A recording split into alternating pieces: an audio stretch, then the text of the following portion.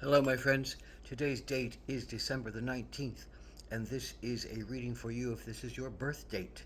And you can also use this for an anniversary or a special occasion date. But primarily, this is a birthday reading for the year to follow, and it is a four-card pull, a general energy card for the year, a challenge you might face this year, an action you can take to stay in balance, and an outcome or synopsis card. So, what is the general energy card of the year but the Destroyer?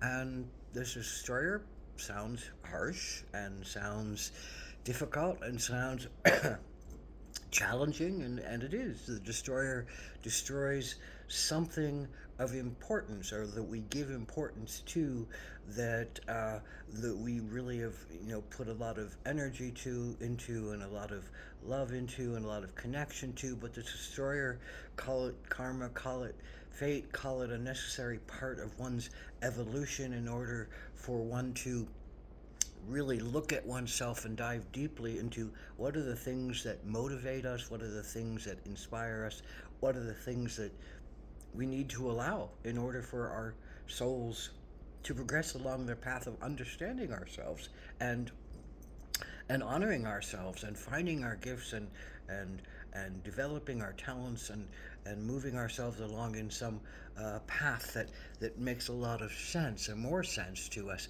So the destroyer, there's three aspects of creation according to the Hindus: the creator, the sustainer, and the destroyer.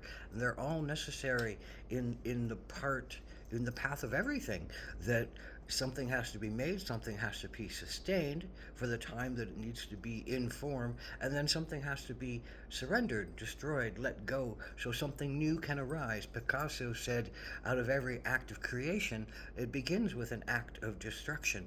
So this is one of those years where you might face something that something you have to let go of, something that gets destroyed for you, or from you, or to you, and something that shakes you up and go, oh, well, who am I now without this? What am I now? What is my purpose now? Where am I going now? What is my goal now? Who am I? How do I deal with this? How do I let go? How do I surrender? So this is the challenge card that you have for this. The destroyer for this year is the Knight of Wands. And so, what is this challenge about? This normally this card is one that says, "Well, I'm on a path. I really feel inspired. I've looked at a lot of different things that give me passion, and this thing that I'm following gives me passion, and it's what I want to do." Maybe the night can be to the exclusion of love, and the exclusion of even understanding and taking care of the body, to the exclusion of one's mind and studying something. This is about one's spirit, one's sacred push, one's willpower to create something that has meaning in one's life. So the challenge for you now, if you lose something that has great meaning for you and has great significance for you, then who are you? What do you do? What does this mean for you? How do you look at yourself now? If you defined yourself by this sense of an inspiration that you have, this sense of a sacred passion that you have, how do you call yourself forward now? So your challenge, I think, if you lose something of importance this year, if something is destroyed that you thought was meaningful and valuable to your life, what does it really mean for you? What does it really call you to do? How does it call you to be yourself now if you defined yourself by this particular essence that you have single focusedly often looked at and drove toward? The will is about wands. Wands is about the will and your willpower, and I will do that, and I will follow this, and I will maintain this line, and I will follow this thing. But what if that suddenly disappears or cracks apart, or the foundation of it dissembles, and it's no longer viable for you. It's no longer open to you. It's no longer a path that you can follow. Who and what do you do? Do you fall into yourself? Do you cower? Do you stand up and find another pursuit? Well, all of those are good questions, but they only come through the action of the blue heron, which I love the interpretation of the blue heron as being one of self-reflection, of the blue heron going to the pond and standing one-legged in the pond and looking at its reflection of balance and understanding and ease, and diving deep into the water to get its food source and find itself. So this is about diving deep into your own waters of self, into your own waters of belief, into your own waters of surrender, into your own waters of intuition. You have to go into the water to hear something new, to find a new uh, understanding, to find a new connection that speaks to you as much as the old connection did, because there's something new that's calling you. There's some new path that's being laid out in front of you, and you don't know what it is, but you have to listen to your intuition. You have to listen to your soul. You have to listen to your power, your source of power to say, that says, not this, but that. I can go in that direction. I can find myself there. I can grow myself there. I can dedicate myself there.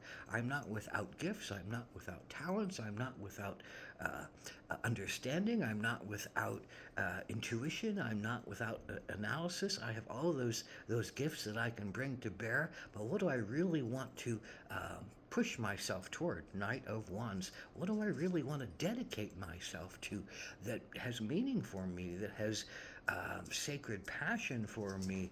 And maybe this is about changing one thing that you had passion for that wasn't necessarily the best thing for you now. It wasn't until you got to this point, but changing it for a passion that is better for you and more apt for you in this particular sense of your reincarnation, your evolution, or your path, however you want to call it. So the heron is a lot about finding your grace and finding your balance, even when things look very troubled, and even when things are destroyed in front of you, even when your foundations crack apart and things don't make any sense anymore.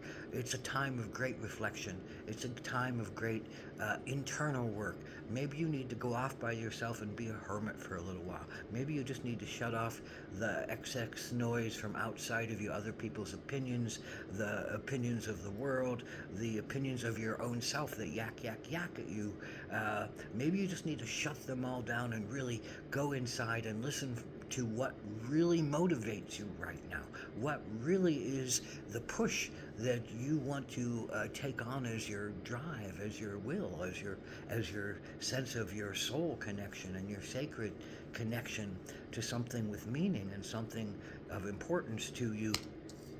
And in that is the outcome card, which I love, Soul card by Deborah Croft Chapin with no interpretation. I always see this card as, this is the path of enlightenment. This is the human thing that we do. We go along our path, and everything that is painful to us keeps coming back to us to be revisited, to say, where are you now with this pain? Where are you now with this challenge? Have you grown? Have you transcended it? Have you learned how to deal with it better? Have you learned how to come to better conclusions for yourself? So the path of karma, the path of evolution, keeps bringing back to us the things that we need to see about ourselves, that were things that didn't help us to grow and didn't help us to understand ourselves on deep level. So this is the way to consciousness. This is the way to understanding yourself in the bigger paradigm and in the bigger universe of being and in the consciousness of humanity. So you're doing your work. You're really doing your work.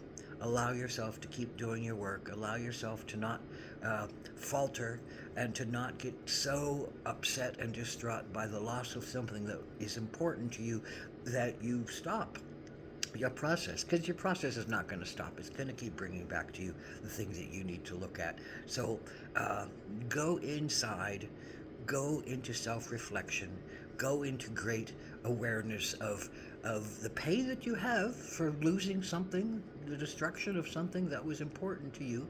Feel your pain, feel your loss, feel your grief. Let yourself grieve. Let yourself learn how to not judge yourself for what has happened. Let yourself learn how to not give yourself negative judgments and negative tags, and let yourself learn how it's not the end of the world, and it's not the end of your life, and it's not the end of your path. That the path is still laid out in front of you, and you will keep being revisited by things you need to experience in order for you to grow. At the same time, you'll keep experiencing the great joys and the great heights and the great sacredness that is part of you being human. And that is for every one of us, that we all have this beautiful path, and it calls us to be at peace if we can find it, when we can find it, how we can find it, in peace and in love with ourselves, and in trust and surrender to what comes, and go through the necessary release of negative emotions and negative thoughts and negative fears that might have kept us down before, but now is a chance to heal something, so that out of the destruction, out of the crumbling of your tower, you can rise like the phoenix out of the ashes. You can rise like the blue heron out of the water and fly once more. Aho Mitakuye Oyasin.